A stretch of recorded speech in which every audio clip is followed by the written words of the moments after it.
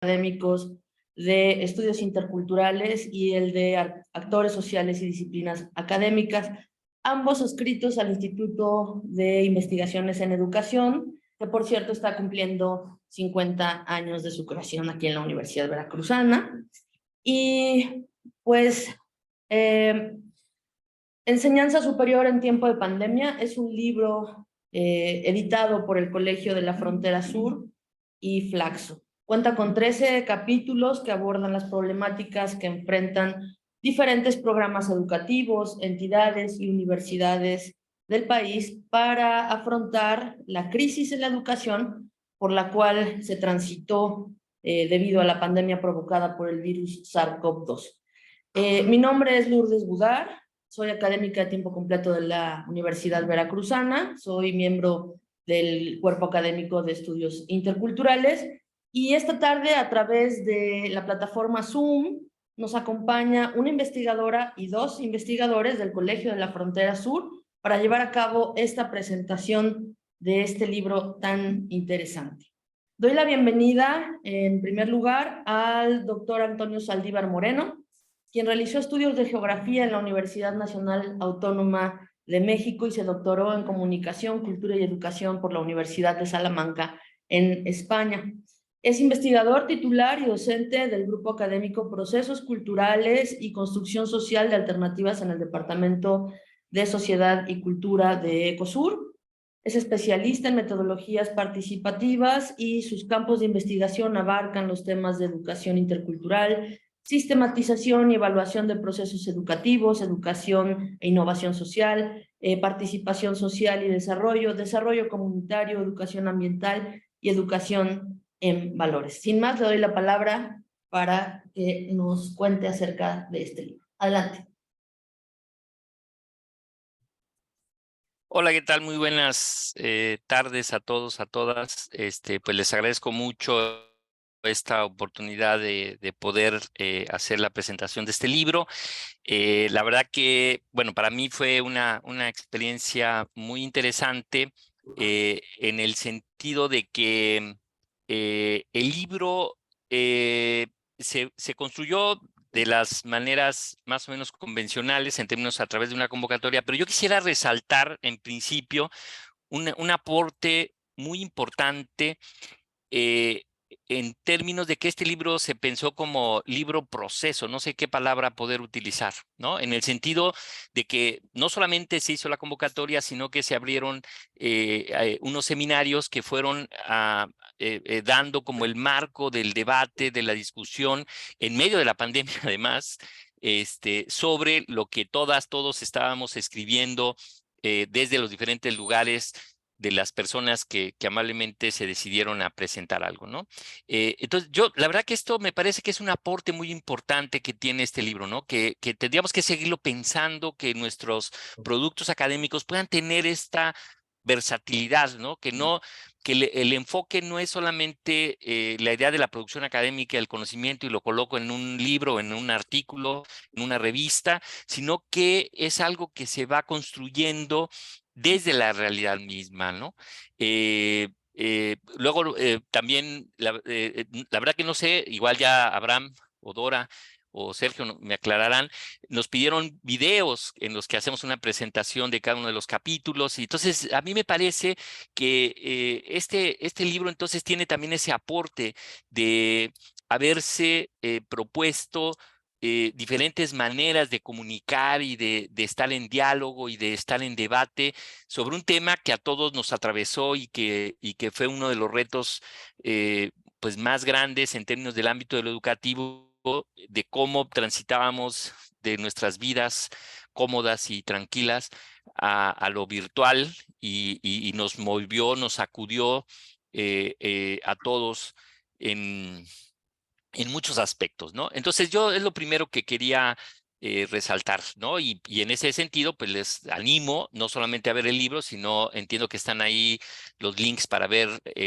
los seminarios, los videos en donde cada quien presentamos, porque me parece que tiene que ver con estas nuevas formas de comunicarnos y de debatir y de participar, y ojalá se les ocurra alguna otra forma también creativa de cómo seguimos este diálogo, proceso, libro, este encuentro que me anima mucho, aunque tengo que reconocer que estuve de alguna manera no tan directamente como me hubiera gustado, porque fue también un momento en el que me fui a México, a la Ciudad de México, a la dirección de posgrado del CONACYT y se me dificultó tener una participación tan cercana como me hubiera gustado, ¿no? Bueno, algunos aspectos yo que quisiera destacar del libro, ¿no? Sin hacer un recuento así como tan puntual, que era lo que yo les quería compartir. Bueno, hay un debate que me parece que está en muchos de los artículos y que particularmente en el capítulo de Sergio y mío le metemos con mayor ganas, en el sentido de poder reflexionar o poder visibilizar que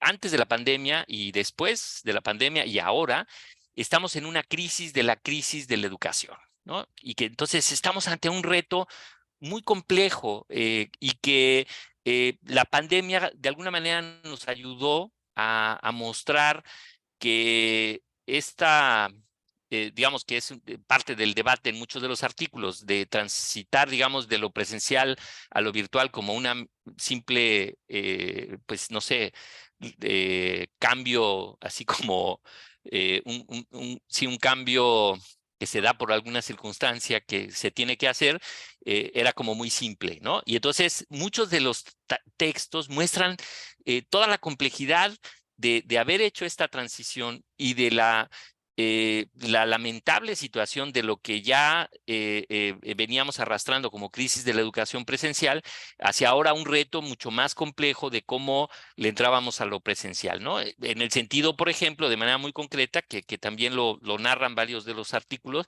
el tema de las desigualdades entre las y los estudiantes para enfrentar la conectividad y las condiciones de sus equipos y dispositivos para ser parte de los procesos educativos, ¿no?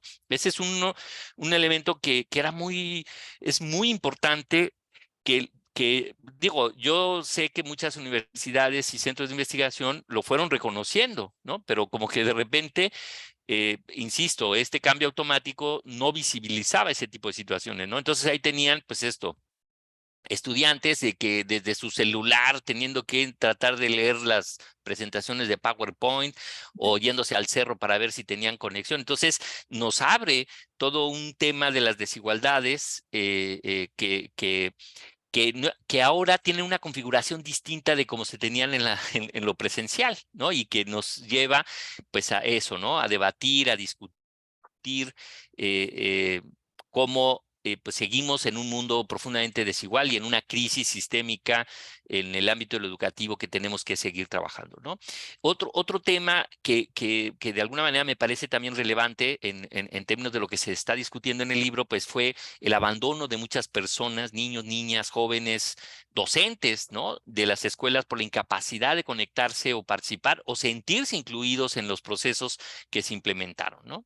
Este, ahí hay algunos datos que muestran, ¿no? Y que, bueno, también después a mí me tocó en una plática con el mismo subsecretario, en donde los datos de abandono escolar fueron muy altos, ¿no? Y de repente, no lo visibilizábamos o no lo tenemos claro.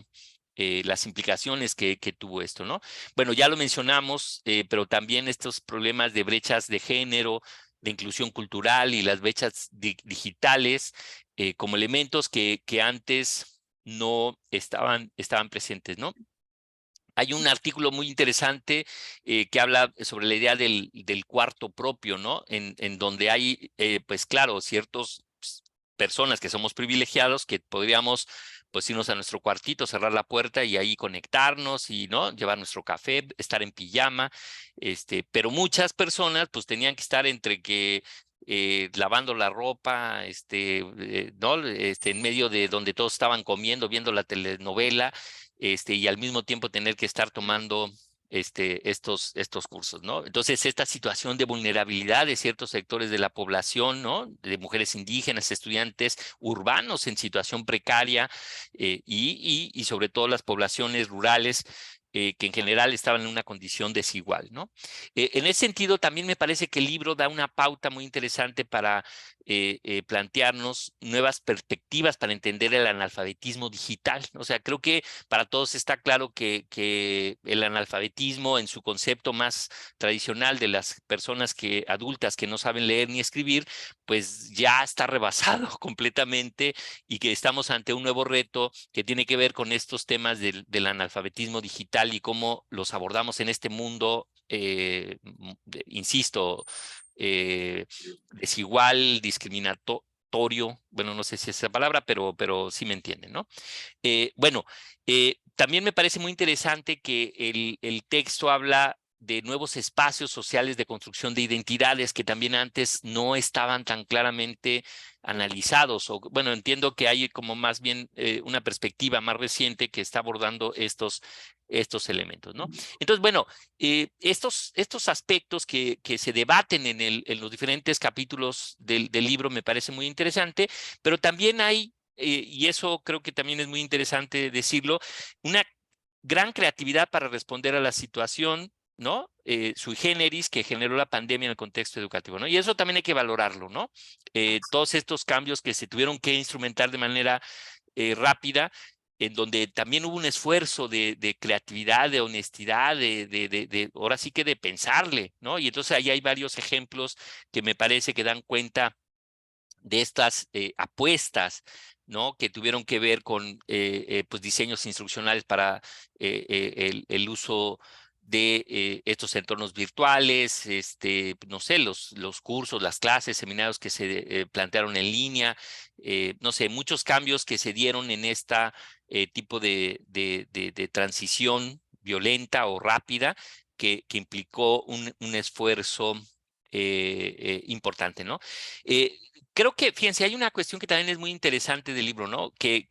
Bueno, no sé si mis compañeros también lo sientan, pero de repente había una sensación de que eh, la producción de un libro se llevó mucho tiempo, se lleva mucho tiempo en general, ¿no? Y la realidad, pues se cambia tan vertiginosamente que de repente nos rebasa la capacidad de querer colocar elementos del debate, pues en el momento en que pareciera que se requiere, ¿no?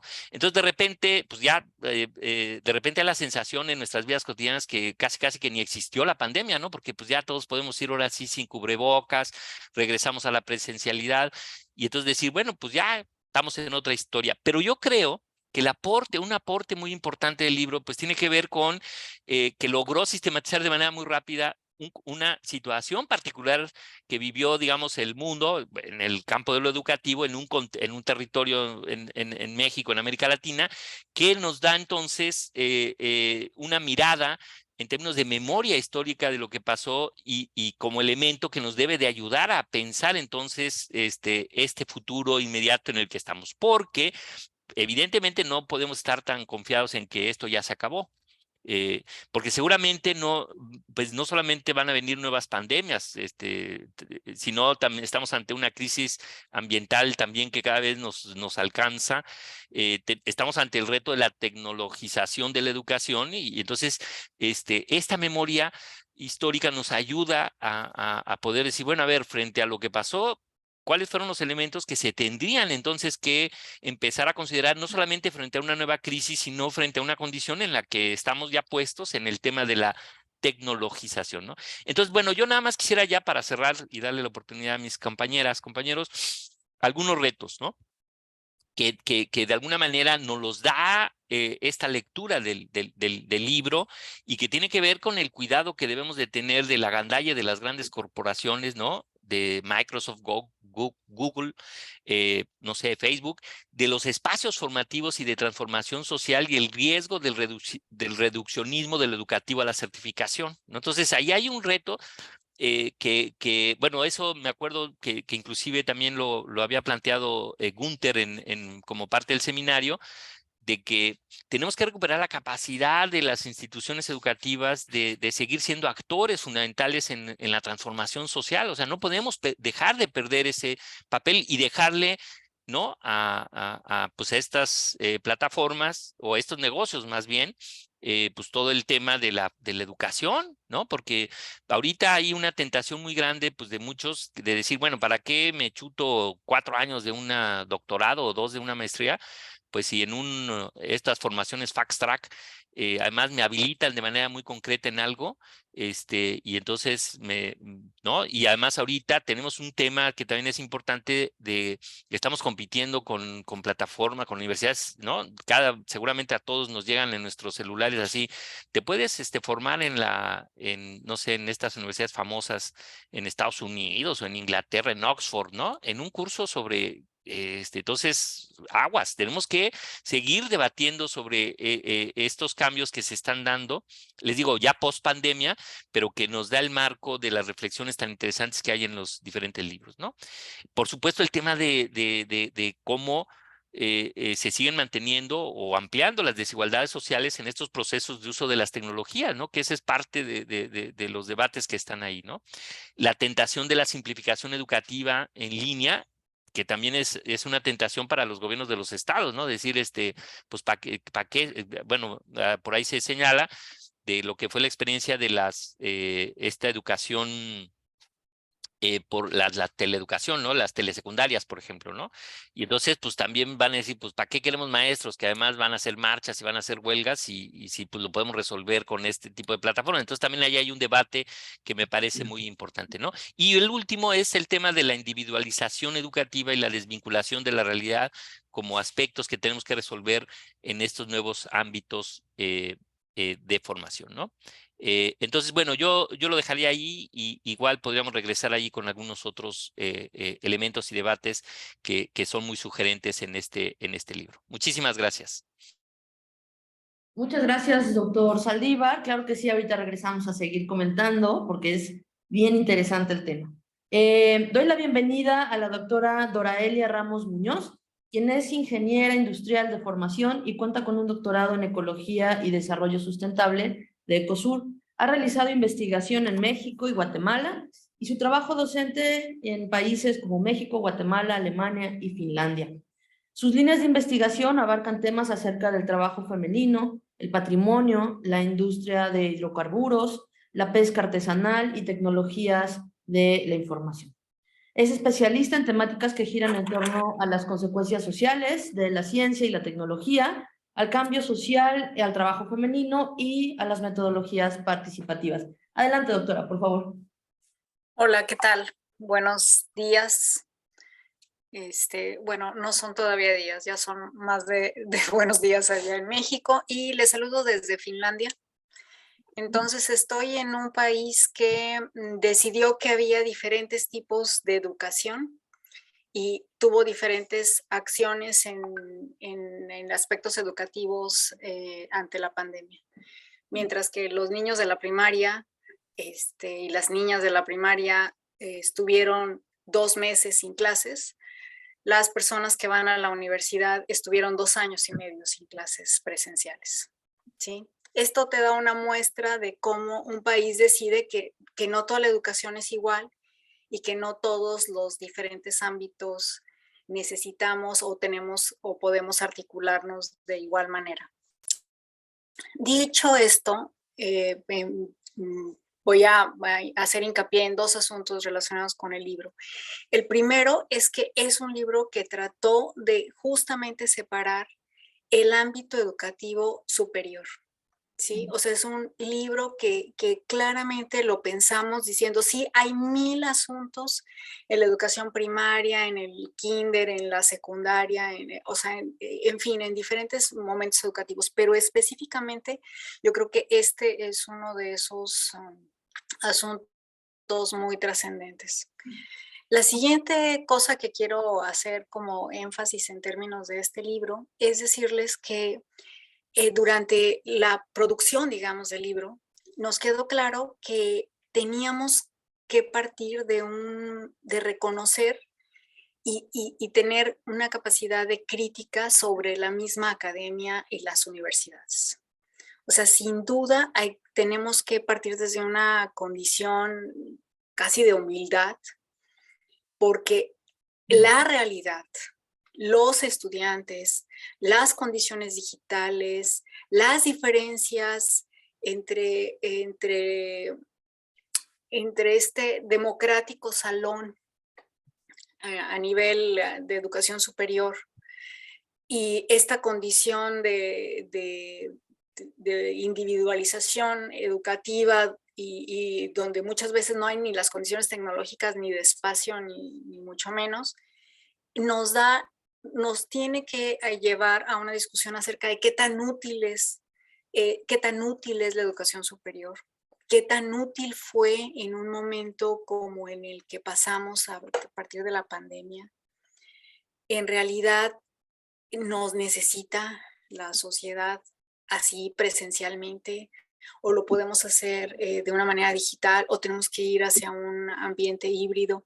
Yo creo que son cuestiones que en varios de los apartados del documento fueron planteadas, y me parece que al final en ese sentido se construye con diferentes matices y retazos, se construye un libro que nos hace reflexionar sobre este tema.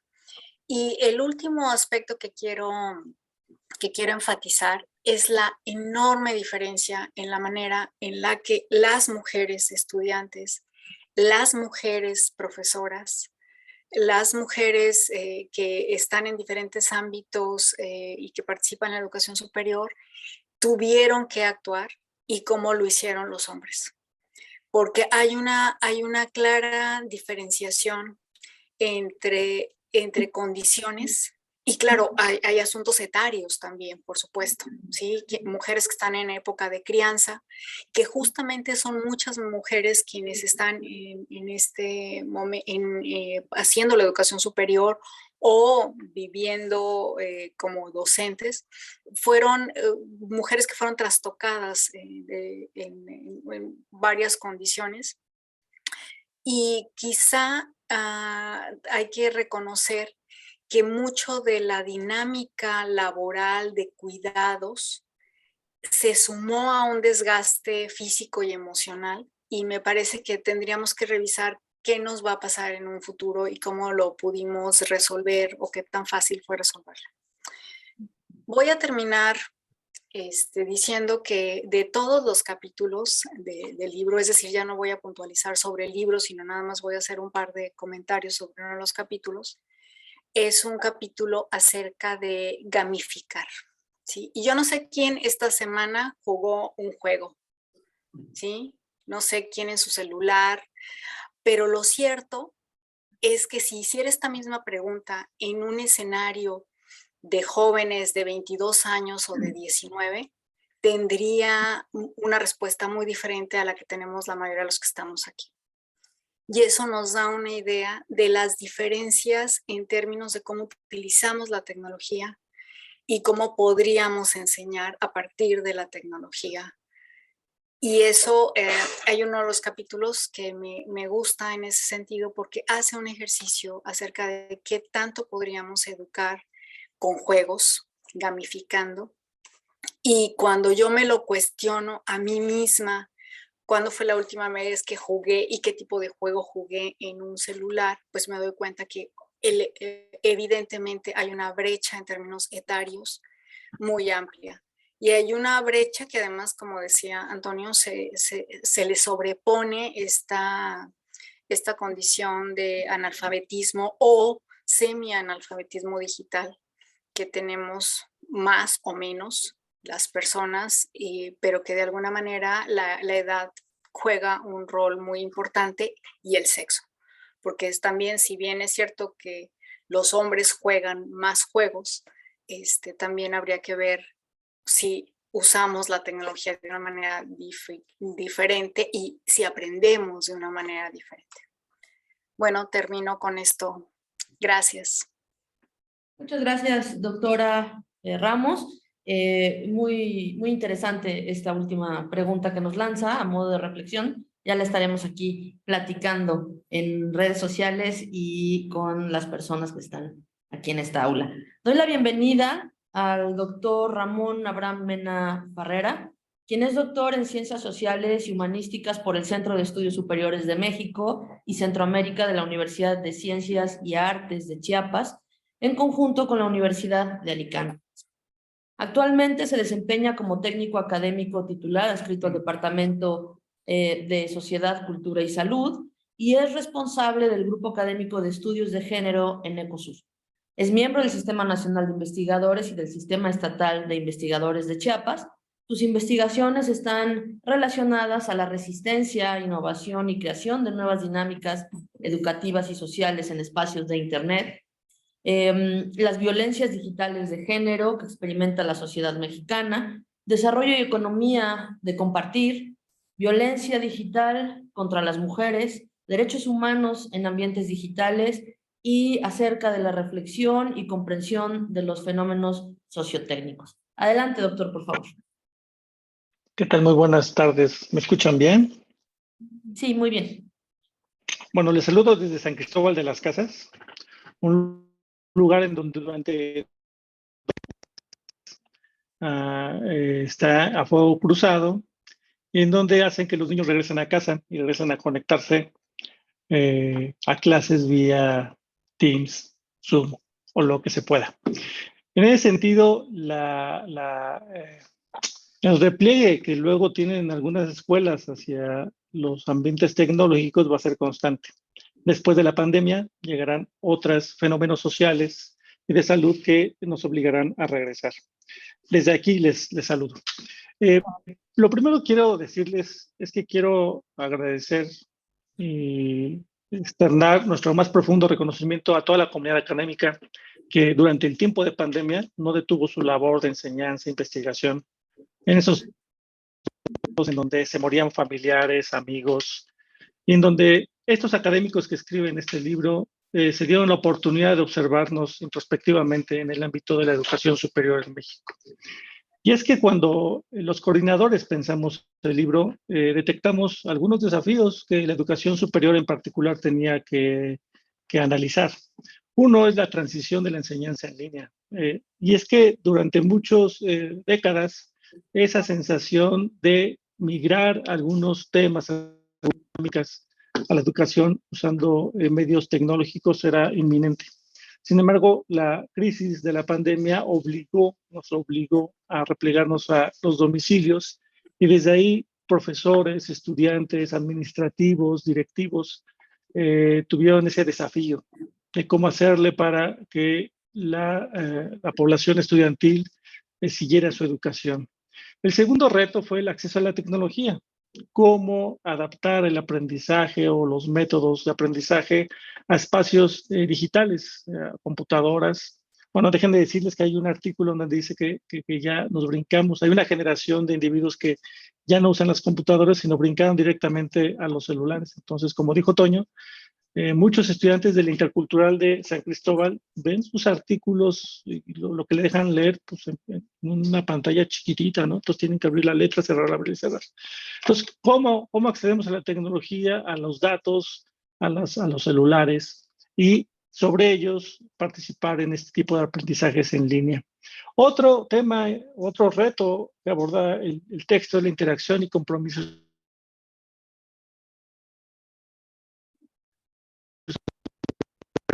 Y es que hay un gran reto que ya nombraron Dora y Toño, es cómo convencemos a una generación de personas que hoy dirigen a las instituciones en que tenemos que observar los retos que las tecnologías nos ofrecen, ¿no? Hoy, a 6 meses del inicio de la publicación de la inteligencia artificial, hoy los estudiantes desde sus celulares utilizan la inteligencia artificial. En ese sentido, hay un gran reto. ¿Qué aprendemos? ¿Cómo lo aprendemos? ¿Qué herramientas tecnológicas usamos para ese tipo de aprendizaje? Entonces, la interacción y el compromiso estudiantil es un reto. O sea, éticamente, ¿cómo vamos a utilizar estas nuevas herramientas? Otro reto es el de la salud mental y bienestar. El replegarnos a nuestros domicilios, el aislarnos físicamente del abrazo, de la mirada, por supuesto que implican un tema importante. Cuando regresamos a lo presencial, nos vimos más canosos, más viejos, más lentos. Y la pregunta es, ¿por qué? ¿Cómo nos afectó este repliegue a los domicilios? Y por último es el financiamiento. ¿Cómo vamos a financiar este tipo de educación a distancia en línea o estos sistemas híbridos? ¿Cómo vamos a hacer que las instituciones apoyen a los estudiantes de menos recursos para el acceso a redes, a técnicas, a softwares, y por supuesto a espacios en donde la titulación, la tesis, tenga todavía un sentido, ¿no? Muchos de los estudiantes que salieron del sistema educativo de la pandemia ya no regresarán, ¿no? Y encontrarán otras formas en donde adquirir conocimientos y aprendizajes. Bueno, esos 5 son los desafíos en donde el Colegio de la Frontera Sur y el Consejo Latinoamericano de Ciencias Sociales, en plena pandemia, alentaron 2 esfuerzos.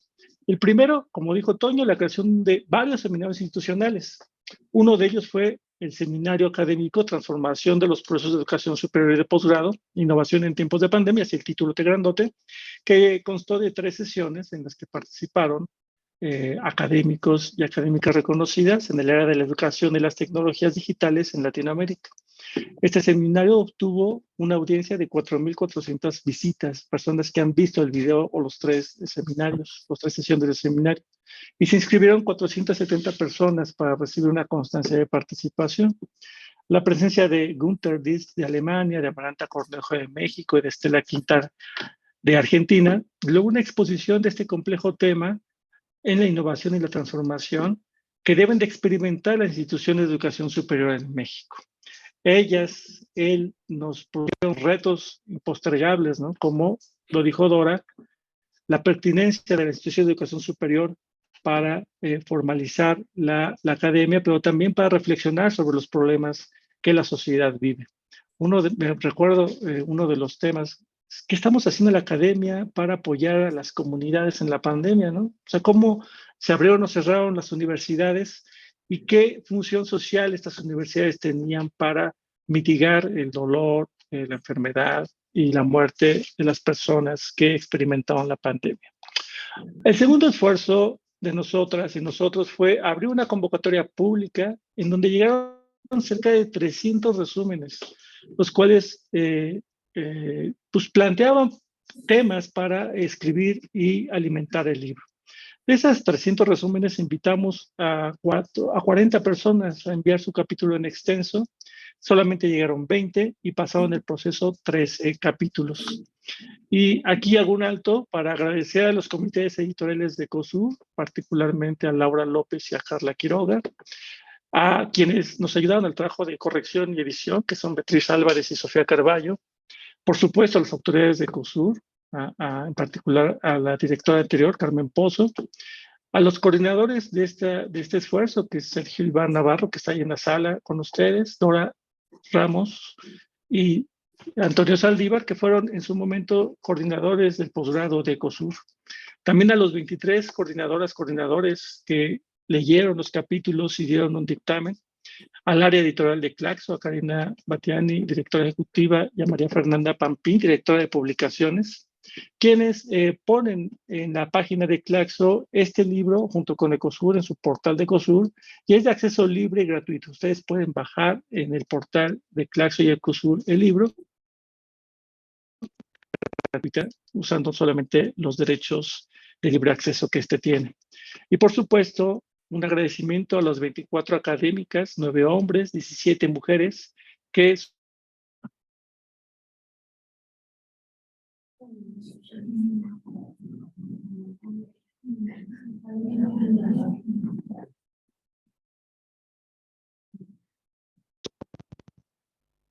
académica. La obra registra el testimonio y el compromiso de comunidades académicas y estudiantiles y que no detuvo su labor en estos tiempos tan complicados. 10 capítulos son de caracteres académicos y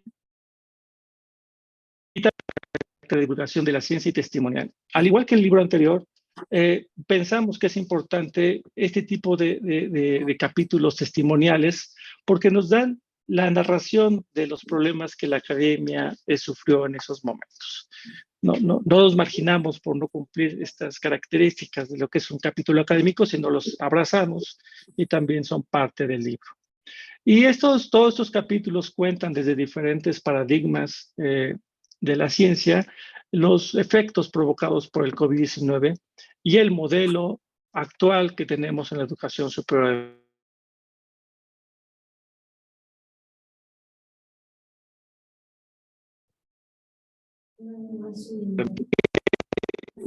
Tanto las comunidades originarias, donde hay una diversidad intercultural o con sus limitaciones, hasta las grandes universidades masificadas de México experimentan problemas similares. Las y los acerca de los retos enfrentados para transformar la estructura, la organización educativa y la investigación, la cual tiene que reaccionar ante las contingencias. Ayer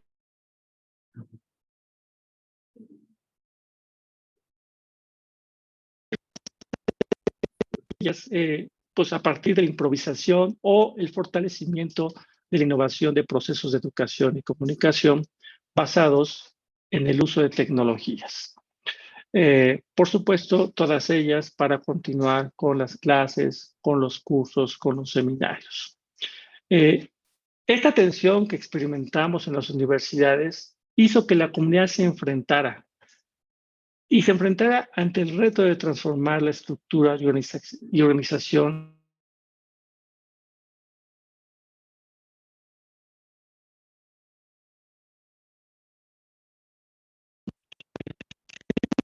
¿No me escuchan? Ya no me escuchan nada. Sí lo escuchamos. La transmisión en Facebook sigue y tiene los subtítulos, quiere decir que en Facebook sí se está escuchando. Aquí en la sala de momento como que se va y regresa, pero sí podemos seguir hemos seguido el hilo de los comentarios. Ok, Adelante. gracias. Y bueno, ese es el reto.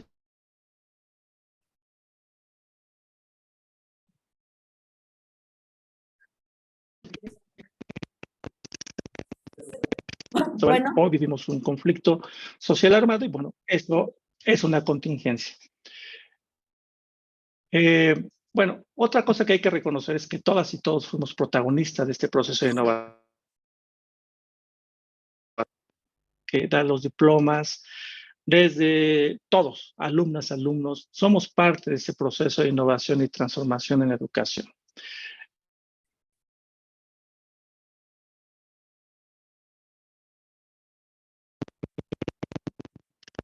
Pero también como espacio en donde todas y todos vamos a tener interacciones, como la que es o la que hoy experimentamos en esta presentación del libro. Voy a rápidamente, para terminar, voy a tomar un poco del prólogo de Amaranta Cornejo Hernández, que nos prologa el libro, y dice que este libro invita a quien lee el texto a posicionarse junto a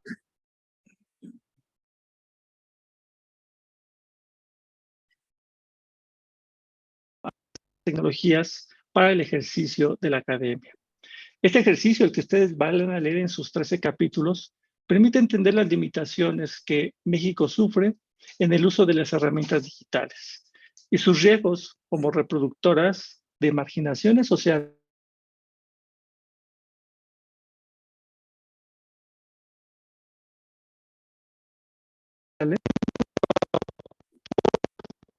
experiencias situadas y permite una profunda reflexión sobre la epistemia de la palabra innovación. ¿Qué es innovar?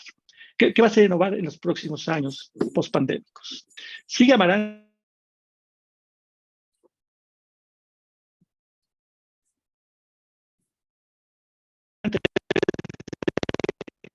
el tecno-optimismo de aquellos que dicen la tecnología nos salvará y haremos espacios más democráticos, pero también ofrece posturas críticas en torno a la suficiencia de las herramientas y dispositivos digitales como facilitadores de la producción del conocimiento. De tal forma, ustedes observarán en los capítulos posiciones en donde analizan la velocidad de la mudanza hacia espacios digitales, el reconocimiento de estas como un elemento importante que deben de tener nuestras currículas, aportaciones pedagógicas o curriculares de estos primeros meses en donde hasta Ecosur permitió los exámenes de grado usando estos medios electrónicos.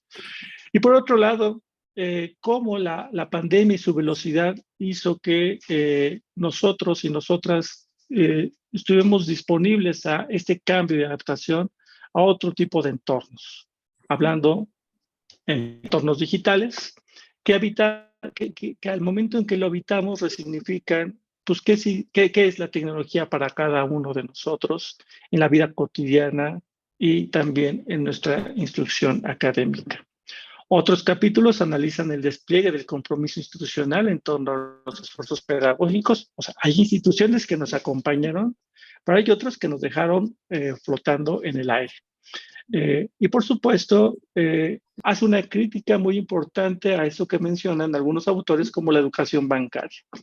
Una vez que regresamos a las aulas y otra vez nos enfrentamos al docente, a la docente que nos avienta todo un choro armado, interesante, pero que termina siendo un gran discurso, cómo combatir ese viejo modelo de instrucción a la velocidad e inmediatez que nos ofrecen las tecnologías de información.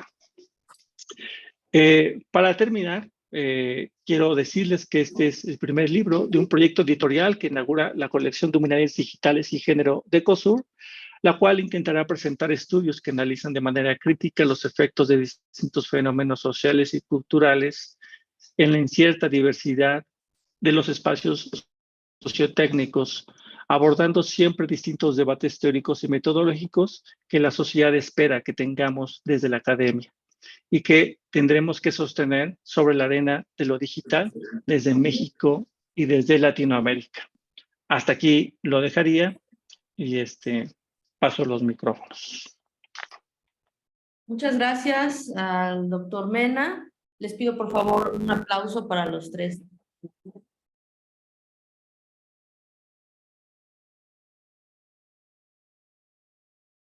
Bueno, pues como ellos lo mencionaron, pues a partir de marzo del 2020 el mundo cambió. Y el mundo cambió, se trastocaron todas nuestras realidades, se evidenciaron diferentes inequidades, diferentes violencias a las que ya estaban ahí, pero que no era tan fácil observarlas, mirarlas, incluso vivirlas, ¿no? Vivir lo que otras personas estaban viviendo. Y sin duda este libro es una gran experiencia que queda como un, pues yo me atrevería a decir hasta un anecdotario de las diferentes instituciones, de los diferentes pues personas que estuvieron trabajando en él. Es un libro de verdad muy enriquecedor que nos permite ver cuáles fueron las experiencias desde las diferentes instituciones en que participan. Pues todos fuimos actores, así es que abro el momento para los comentarios, para la reflexión, así es que quien quiera participar, por favor, solamente levantar la mano. Y a nuestros invitados comentaristas, pues les voy a pedir que lo mismo, quien quiera comentar, quien quiera responder las preguntas que se están lanzando, pues adelante. ¿Aquí en sala? ¿Alguien? ¿Algún comentario? Sí, adelante, por favor. Si se quiere acercar, sería mejor. Si nos dice su nombre, para que la conozcan también, allá en Chiapas. Buenas tardes.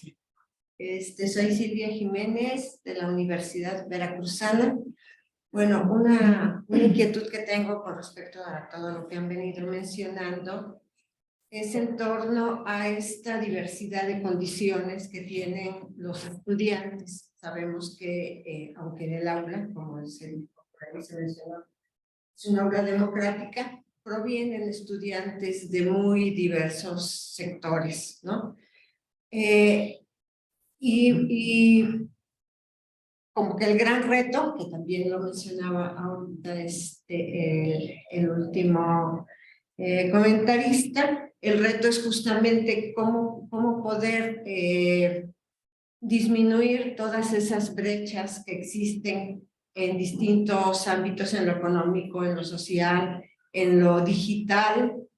Y bueno, se hablaba, la doctora Dora hablaba del caso de Finlandia, como efectivamente, pues es que en ningún lugar la educación se puede, ni por niveles, abordar de manera generalizada, si no podemos hablar de la universidad en general, porque no existe esa universidad en abstracto, existen facultades de distintas áreas, en distintos contextos, alumnos también de distintas áreas y en distintos contextos que tienen muchísimas diferencias.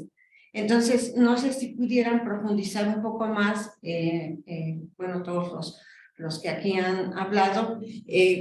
En Finlandia se habló de que solamente, ¿no? De que el tiempo que se dedicó fuera de las aulas fue distinto, pero no sé si tuvieran algunos otros comentarios justamente de cómo ir abordando estas particularidades, porque no las podemos abordar definitivamente de manera general, pero a lo mejor en ciertas condiciones, con ciertos alumnos, pues se pueden abordar de una manera. Bueno, hay por ahí soluciones, ¿no? Se han dado se ha intentado dar, por ejemplo, tabletas a los estudiantes para que no estén ahí con el celular, porque sí, la verdad, yo veo cómo mis estudiantes están ahí batallando con el celular para leer, pero sin embargo, luego a la hora que se aplica, pues no reúnen las condiciones porque no son de un medio rural, pero tenemos estudiantes aquí en el medio urbano que tienen condiciones muy difíciles, muy precarias para poder desarrollar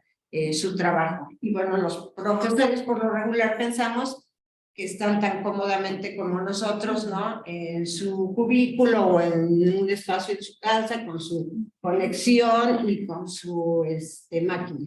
Pero eso no sucede con muchos estudiantes. Ok, gracias. Muchas gracias. Pues paso la palabra a Chiapas. Si alguien quiere comentar, adelante. Yo quería hacer como dos menciones muy pequeñas.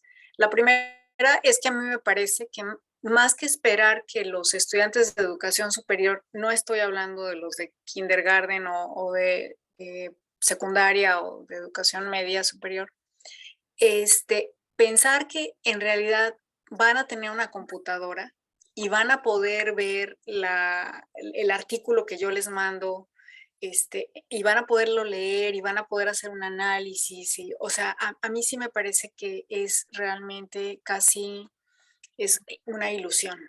A mí me da la impresión de que más bien tendríamos que reconocer que la mayoría de los estudiantes universitarios en este país, en este momento, y sobre todo en algunas regiones más que en otras, no tiene una computadora ni va a tener una computadora, ¿sí? Y esto es no solamente por un asunto de los precios de las computadoras, sino hasta el asunto de la inseguridad. O sea, ¿quién va a traer una computadora ahí? ¿Quién la va a llevar a sus clases? Y me voy a pasar 10 horas fuera de la... O sea, es decir, operativamente me parece que deberíamos de realmente reconocer y articular más con el celular varias cosas, pero también a aceptar lo interesante y lo importante que es el libro impreso, que son los manuales impresos. O sea, como que no tendríamos que tener tanto miedo a estar con algunas cosas del siglo XXI y otras con las del siglo XIX, ¿sí? Creo que eso nos podría hacer, o sea, hacer más amplios.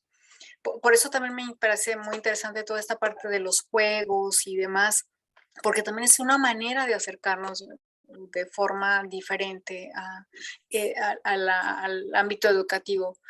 Hace poco me decía un colega, es que los jóvenes investigadores todo el tiempo están metidos en las redes, y yo decía, híjole, pues no sé si ese es el problema o más bien es que tú no estás metido en las redes. Pero bueno, digamos, esa es una parte, y sí creo, y en el caso de COSUR lo hicimos, y hay algunas experiencias que también se expresan en el libro, donde se dio un apoyo para mejora tecnológica, y no tanto para la tableta o para esto o para el otro, sino más bien pensando que los estudiantes, las estudiantes son lo suficientemente inteligentes como para decidir qué tecnología les viene y considerar las condiciones en las que están. Muy bien, adelante, doctor Mena. En este capítulo donde Dora y yo escribimos algunas experiencias sobre cómo reaccionó la UNAM, cómo reaccionó el ITESM, cómo reaccionó la Universidad de Veracruz, la de Guadalajara, vemos que reaccionamos de forma distinta a partir del potencial económico que tenemos. Unas dieron tablas, otros dieron apoyos directos, otros no dieron nada, otros fortalecieron lo que ya tenían en estructura digital para las clases, ¿no?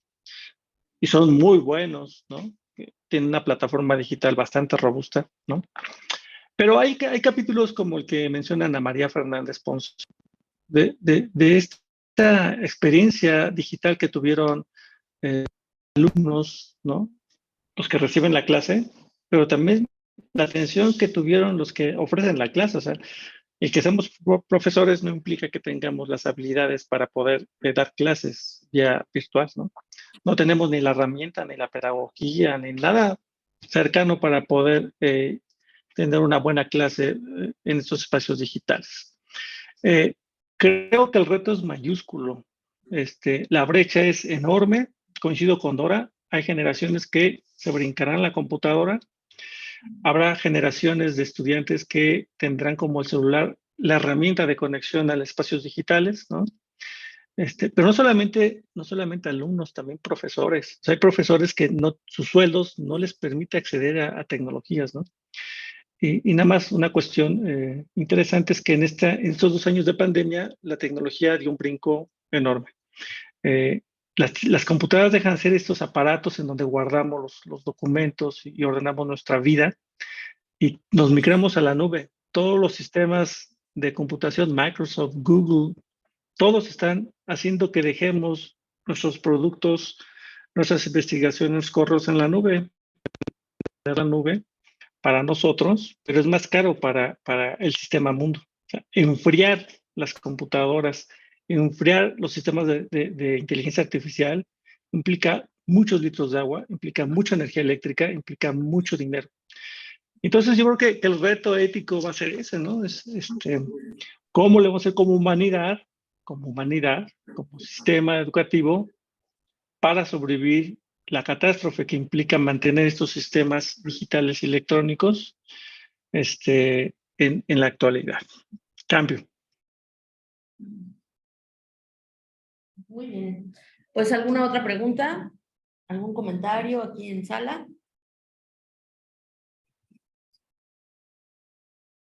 ¿No? ¿Nadie? ¿Nadie se anima? Pues algo que quieran comentar allá en Chiapas, en Finlandia, antes de que se animen. Adelante, doctor Saldívar. Bueno, en lo que igual se animan las compañeras, compañeros. Bueno, yo nada más con la pregunta que ya nos hicieron, o sea, a mí me parece que es fundamental el visibilizar las desigualdades, ¿no? O sea, no dar por hecho que, pues que todos tenemos la manera de cómo nos podemos conectar o tenemos resuelto ni desde las y los estudiantes ni desde los y las docentes cómo hacemos estos tránsitos que pueden ser como muy simplistas, ¿no? De que, bueno, pues no pasa nada porque cada quien va a encontrar la manera, ¿no? Y no, sí pasan cosas, ¿no? Y pueden ser motivos, pues, de abandono, de discriminación, eh, pues hasta de pegarle en la autoestima de alguien, de decir, híjoles, pues no, yo no puedo, ¿no? Y no quiero, ¿no? Entonces me parece que ese es un punto muy importante, ¿no? El otro que quería decir es que también agregar a esta responsabilidad ética que mencionaba Abraham, o sea, también la aspiración de que todos tengamos una computadora o que más o menos ya estamos cerca de tener un celular, bueno, no todos, pero una parte importante de la población, o sea, el impacto ambiental que también esto tiene, ¿no? Y bajo estas lógicas de obsolescencia programada, híjoles, también ahí nos mete en otro lío. Entonces yo creo que tenemos que también encontrar como otras maneras, ¿no? De cómo resolver este tema de las desigualdades, ¿no? A mí me parece que evidentemente es lo mismo con el tema de lo ambiental, ¿no? Como que quién asume la responsabilidad, pues como no es negocio, como no, como es responsabilidad de todos, se vuelve responsabilidad de nadie. Igual el tema de las desigualdades, pues quién, ¿no? Pues que se pongan a trabajar, o no sé, ¿no? Podría llegar así, pues es un problema de ellos, ¿no? Porque no se aplicaron cuando eran chiquitos o no sé. Entonces tendríamos que asumir que hay una responsabilidad social que ha generado tanto el impacto ambiental como este tema de las desigualdades, y tendríamos que encontrar maneras creativas de cómo lo podemos abordar, ¿no? Yo estaba pensando pues no sé, o sea, que en lo virtual también podríamos empezar a buscar, o sea, el tema está entre la individualización, digamos, ¿no? Cada quien desde su lugarcito, o también cómo encontramos maneras en que podemos estar en colectivo, ¿no? Asegurando ciertas condiciones para facilitar los procesos, ¿no? O sea, yo creo que hay, reitero, ¿no? Que el tema no es de que pues lo paso y ya lo resuelvo, no. Tendríamos que hacer como este ejercicio crítico, reflexivo de cómo el transformar las condiciones puede tener implicaciones para ciertas personas en términos de los procesos, y asegurar que se mantienen ciertos elementos que son fundamentales en los procesos de formación y educativos, ¿no? Cambio. Muchas gracias. Pues alguien en sala, aquí. Adelante.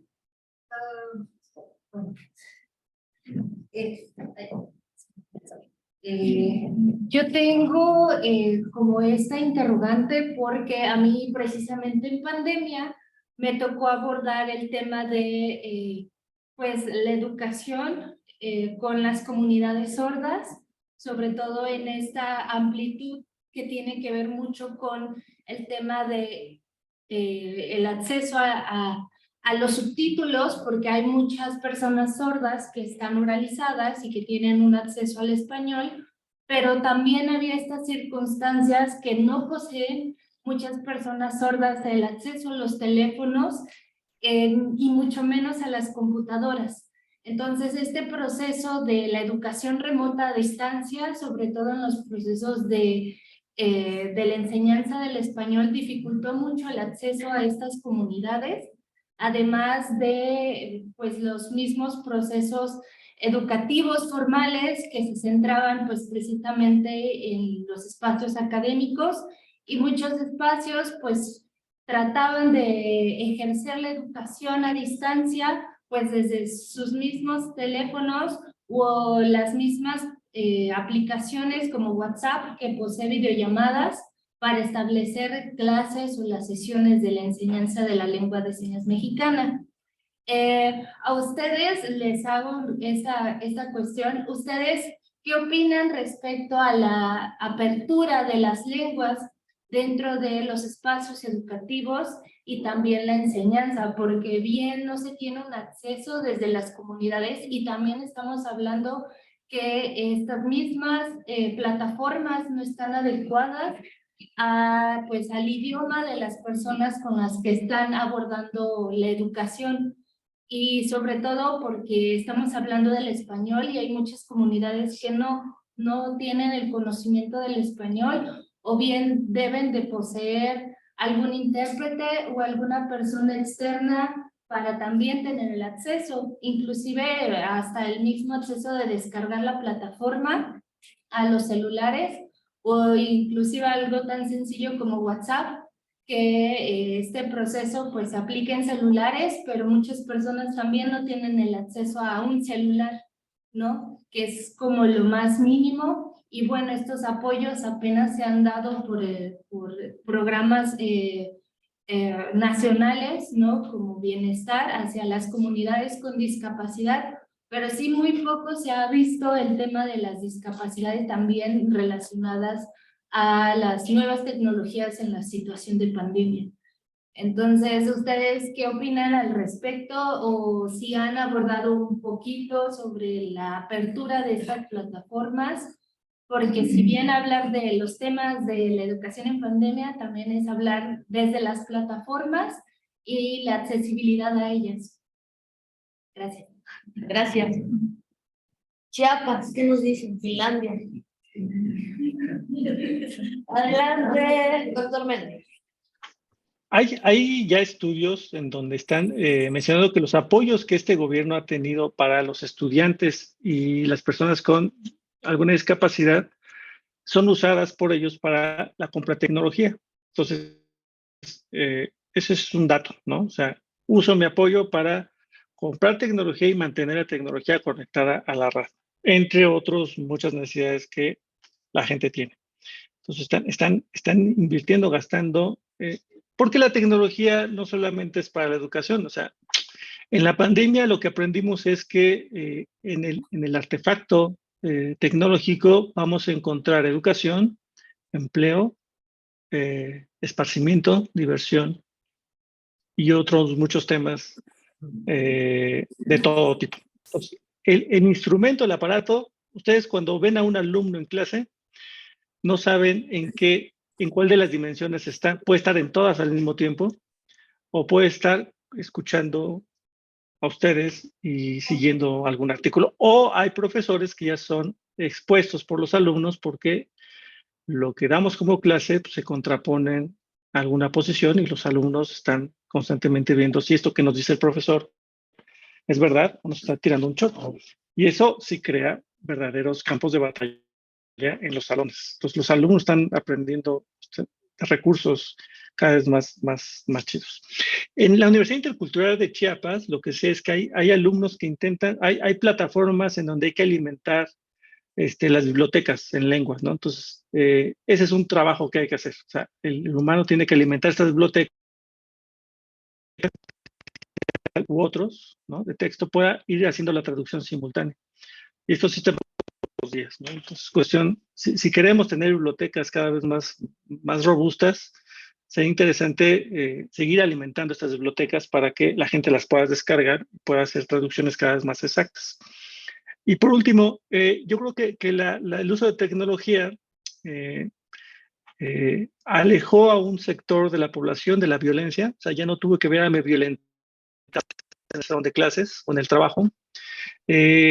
Hay un sector de la población que tuvo acceso a otro tipo de información y tuvo acceso a la traducción simultánea de algunos sistemas.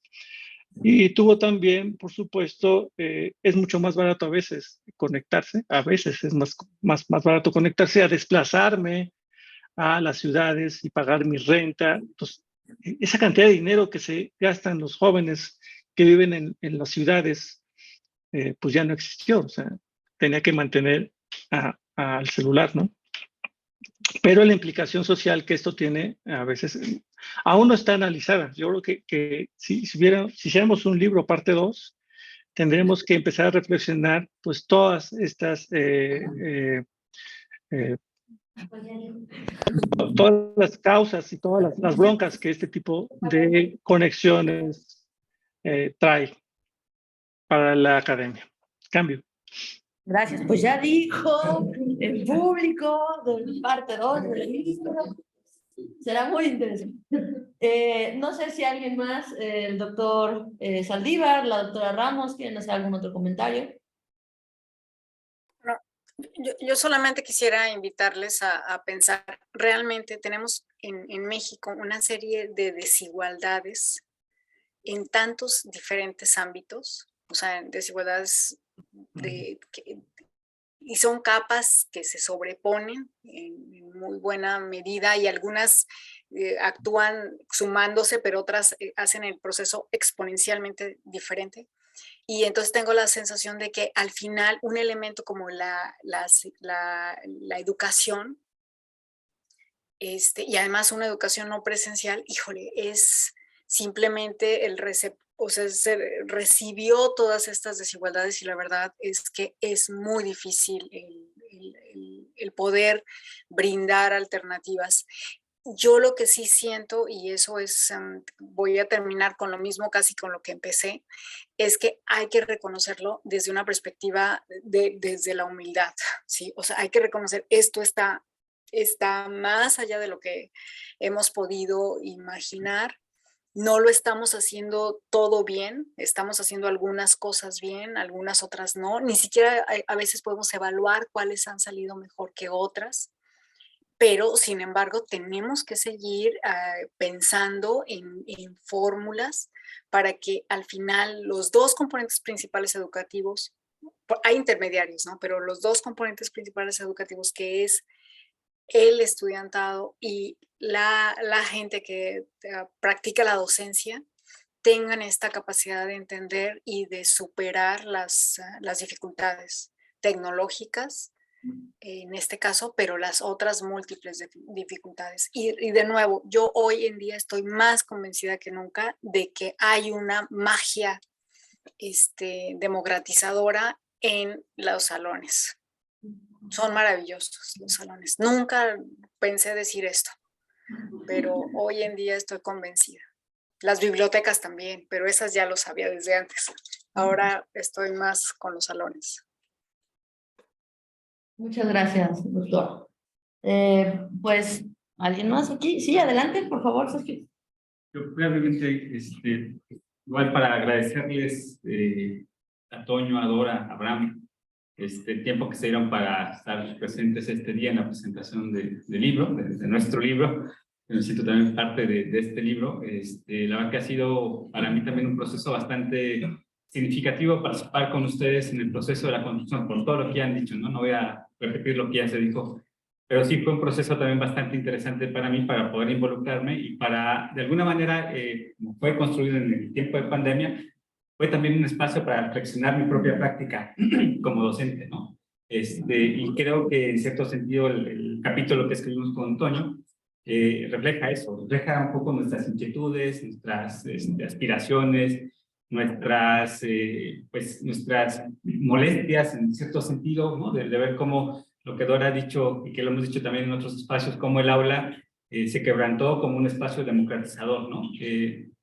Y cómo se acrecentaron estas desigualdades. En cierto sentido, el libro representa una radiografía de lo que sucedió con la pandemia, y como ya va a haber un tomo 2, me parece que también ese tomo 2 podría ayudarnos a repensar cómo ahora en que estamos en post-pandemia, cómo realmente hemos cambiado nuestras prácticas o no las hemos cambiado, cómo las instituciones han cambiado o no han cambiado, cómo los estudiantes han cambiado o no han cambiado, etcétera, etcétera. Me parece que hay sin duda, creo que es un tema sobre el cual se puede seguir reflexionando y profundizando. Y nuevamente, pues muchísimas gracias también a las autoras que están aquí también presentes en un capítulo del libro, y por supuesto a quienes nos están escuchando y siguiendo en nuestras redes sociales y a quienes están presentes aquí en el salón. Muchas gracias. Muchas gracias por tu comentario.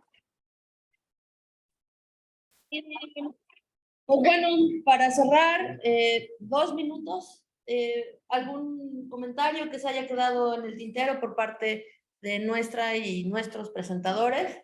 Adelante, doctora Ramos, para cerrar. Bueno, les invito a leer el libro, les invito a revisar algunos de los capítulos. Tengo esta sensación que además pueden encontrar en él algunos elementos para diferentes circunstancias.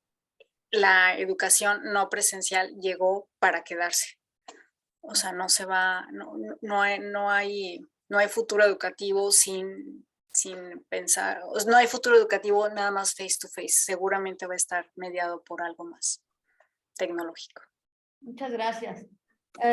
Doctor Vena, adelante.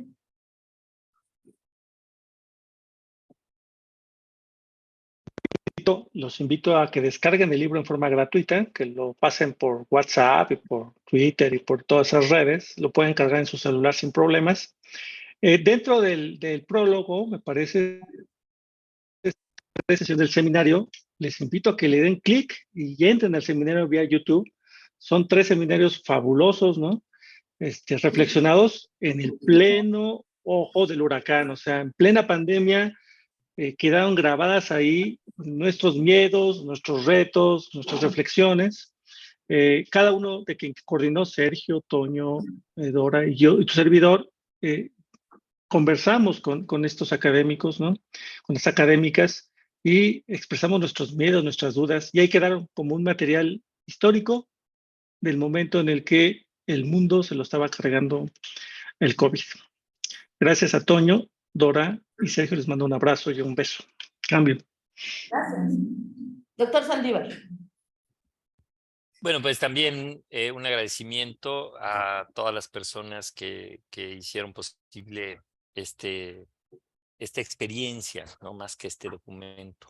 Y creo que, bueno, pues está claro que seguimos ante retos muy complejos y que nos debe de implicar a todas, a todos, de qué manera podemos pues construir espacios de aprendizaje virtuales y presenciales más dignos para todos y para todas, cómo podemos construir experiencias que puedan tener una mayor trascendencia en un mundo en crisis, en un mundo muy complejo, pero que pues no nos queda otra que seguir apostando, ¿no? Entonces, ojalá el libro pues contribuya a este esfuerzo de pensarnos, pensar la educación y los cambios que debemos construir entre todos y todas. Muchas gracias. Bueno, pues muchas gracias, les agradecemos mucho. Gracias por dejarnos visitar Chiapas, aunque sea virtualmente, Finlandia, y pues ustedes aquí en Jalapa. Muchísimas gracias a todas y todos que nos acompañan.